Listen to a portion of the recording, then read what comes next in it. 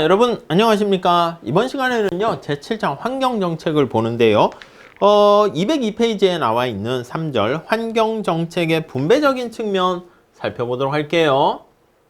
환경정책을 실행했을 때 우리가 이제 앞서 본 거는요 주로 이제 효율성 측면에서 어느 게 좀 더 바람직한가 이런 거에 대해서 얘기를 했는데, 이번 시간에는요 분배적인 측면에서 한번 살펴보도록 하겠습니다.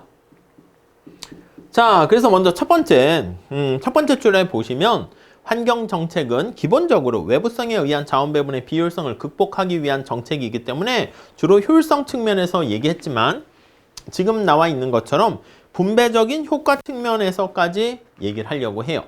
당연히 바람직한 환경정책은 효율성과 분배적인 측면의 공평성을 둘 다 고려해야죠. 그래서 이 환경정책을 실행했을 때 아니 저소득층한테 도움이 되는 거야? 부유한 사람들에게 좀 더 도움이 되는 거 아니야? 그걸 한번 생각을 해본다는 것이죠. 자, 우선 첫 번째 혜택 측면에서 한번 볼게요. 혜택 측면에서 어떤 분배적인 효과가 있을 것인가 한번 살펴봅시다. 첫 번째 줄에 보시면 대기오염이나 수질오염의 피해, 아니면 대기오염과 수질오염을 점차 좀 제거했다라고 할게요. 수질오염. 여러분 이거는 저소득층한테 당연히 혜택이 큰 거 아니겠습니까? 부유한 사람들은요 이제 물 같은 것도 다 정수기로 먹게 되는 거니까 뭐 수돗물, 아리수 이런 걸 깨끗이 하게 되면 당연히 이걸 깨끗하게 되면 저소득층이 혜택이 커요. 그렇죠? 우리 공기 같은 것도 이제 앞으로는 나중에 그런 것들이 등장할 수도 있어요. 맑은 공기를 모아서, 제가 옛날은 아니지만 물을 돈 주고 사 먹을 줄은 절대 생각도 못 했어요. 우리가 호프집에 갔는데, 식당에 갔는데 맥주를 시켰을 때 돈 내는 건 뭐 그러려니 하는데 물도 돈 내고 사 먹는데 이건 말이 안 된다 생각했는데 다 당연시 돈 내고 사 먹잖아요. 그런 것처럼. 자, 그러니까 저소득층이 오히려 피해를 많이 볼 수 있으니까 요거를 깨끗하게 하게 되면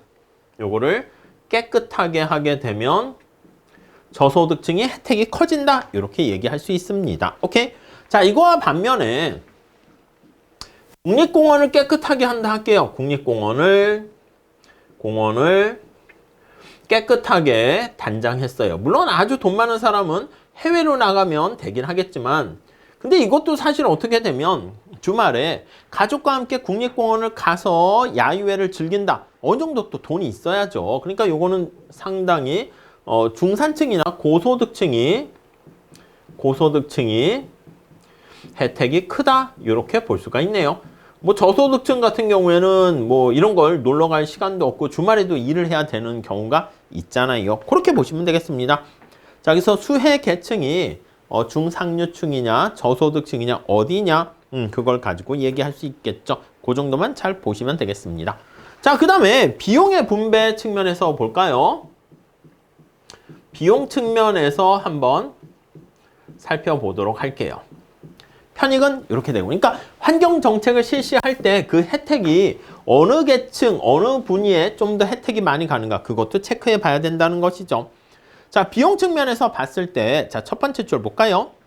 환경정책 관련한 비용이 단지 이를 수행하는 데 드는 정부의 예산과 국민이 내야 하는 세금에만 국한되는 것은 아니다. 그래서 거기 보시면은 예산과 그리고 세금 여기에만 국한되는 것은 아니다는 거죠. 그럼 뭐가 있어? 거기 보니까 실질적으로 돌아가는 여러 가지 비용도 환경정책에 관련된 비용에 포함시켜야 됩니다. 자, 이렇게 파악한 비용이 상이한 소득계층에 어떻게 분배되는가, 이것도 봐야 되는데 쉬운 건 아니라고 되어 있죠. 다음 페이지 가볼게요. 자, 우선 두 번째 단락 볼게요. 환경정책 수행에 필요한 예산을 충당하기 위해서 세금을 부과한단 말이야. 그렇죠? 조세를 부담시키게 되는데 이 조세 부담이 소득계층별로 어떻게 나눠지는가를 평가해 봐야 되는데 쉬운 건 아닙니다. 보통 거기 보면 환경정책의 수행을 위해서는 특별회계가 따로 마련되어 있는 경우가 별로 없어요. 그래서 이게 예산을 마련할 때 특별회계 이렇게 되는 경우는 보통 없고, 그럼 어떻게 되는데, 거기 보시면 일반 회계에서 일반 회계에서 재원을 마련하는 경우가 좀 많이 있어요. 자, 그렇기 때문에 정부 예산 중에서 일반 회계 누가 더 많이 부담하는가 그걸 봐야 되는데, 부담의 귀착 요걸 얘기할 수 있어요. 이건 조세 파트에서 우리가 다시 좀 더 할 텐데, 어느 계층에 좀 더 많이 부담, 귀착이 되는가 그걸 볼 건데요. 실질적인 세금 부담 그건데요. 미국에서 연구한 결과를 보면 환경세 중간에 나와 있죠. 성격을 부분적으로 갖고 있는 휘발유세의 부담의 귀착이, 환경세와 관련된 게 휘발유세가 있는데, 자, 요거에 대한 귀착이 어떻게 된다? 역진적이다. 여러분, 누진적이다 그러면 소득 대비 해가지고 소득이 많은 사람들이 세금을 더 낸다는 건데, 부담을 많이 한다는 건데, 역진적이라는 것은 부유한 사람보다 저소득층이 더 부담을 많이 한다는 거야. 절대값이 아니고 이제 약간 비율로 따지는 거죠. 당연히. 자, 그래서 거기 보니까 저소득층일수록 휘발유세의 부담이 상대적으로 더 무겁다. 그게 바로 역진적이라는 뜻이고요. 그러면 이 휘발유는 어떤 특성을 갖고 있느냐라고 하면은요, 거기 살짝 체크하시죠. 휘발유에 대한 휘발유 수요의 소득 탄력성이 1보다 작아서, 그래서 휘발유 수요의, 이건 조세 파트에서 다시 또 합니다. 거기 보시면 소득 탄력성이 1보다 작아요. 그러니까 이게 뭐야? 약간 휘발유가 탄력성이 1보다 커야 사치제잖아. 근데 이런 경우가 되면 필수제에 가깝다. 이렇게 볼 수 있어요. 오케이? 그러니까 필수제에 세금을 때려. 그렇게 되면 당연히 저소득층이 더 부담을 많이 지게 되는 거 알 수가 있겠죠. 네, 그 정도 보시면 되겠고요. 그래서 전체 소득에서 차지하는 지출 금액도 당연히 좀 크기 때문에 부유한 사람들한테는 휘발유 가격 올라가서 세금 부과해도 뭐 사실 뭐 큰 영향 안 받는 건 아니지만 저소득층보다는 덜 받게 된다라는 거 알 수 있어요. 근데 이것도 조금 더 봐야 돼. 이렇게. 그래서 약간 역진적이다 이렇게 나와 있긴 한데요. 더 가난한 사람들은 휘발유 같은 경우는 이걸로 일하는 사람 빼놓고는요, 자동차가 있어야지 부담을 지는 거 아니겠습니까? 차가 없으면, 차 없는 사람이면, 없다면 그럼 부담을 지지 않는 거잖아. 그러니까 이제 거기까지도 신경을 써야 돼. 고려를 해야 된다는 것이죠. 자, 그래서 그런 것들을 간과했다는 게 약간 한계가 있고요. 그래서 만약에 차가 없는 사람들, 그럼 거기 대중교통 수단을 이용할 수 있죠. 그럼 대중교통 수단이라는 대체 방법이 있으면 그만큼 휘발유 가격 상승을 회피할 수가 있습니다. 이해 가시겠죠? 자, 다음 마지막 단락 한번 볼게요. 자, 5절에서 보겠지만 최근 기후변화 문제 해결을 위해서 탄소세나 배출권 거래 제도를 도입하는 나라가 많이 있는데 비용 부담의 귀착도 역진적인 성격이 더 많아지게 됩니다. 소득이 낮은 가정일수록 생계비 중에서 에너지 관련된 지출 비중이 높기 때문에, 요거랑 같은 얘기야. 에너지 지출 비중이 높기 때문에 그렇게 된다라는 거 알 수가 있게 되는 것이고요. 넘어갈게요.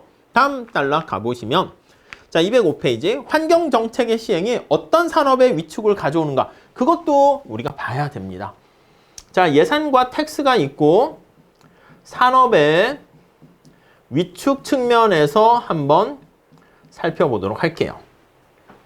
아니, 환경오염을 야기하는 산업은 주로 굴뚝산업이라 하죠. 거기 볼까요? 두 번째 줄, 세 번째 줄. 환경 기준을 충족하기 어려운 기업들은 업종 전환을 해야 돼요. 아니면 환경 규제가 엄격하지 않은 다른 나라로 빠져나가게 됩니다. 그래서 특히 굴뚝산업이라고 세 줄 내려가시면 있죠. 굴뚝산업에 종사하는 제철업, 정유업 이런 거 있지 않습니까? 거기에 종사하는 사람들은 또 미숙련 근로자가 많습니다. 산업의 산출량이 줄어들어요. 그리고 공장이 어떤 환경 규제가 없는 해외로 이전합니다. 오케이? 그럼 굴뚝 산업에 종사하는 사람들이 어떻게 보면은 피해를 보게 되는데, 주로 여기 있는 사람들은 미숙련 근로자들이 많이 있습니다. 그럼 이 미숙련 근로자들이 피해를 보게 된다라는 거, 일자리가 축소되거나 일자리 잃어버리게 되는 것이죠. 그러면 저소득층이 부담을 많이 하게 된다라는 걸 알 수가 있겠죠.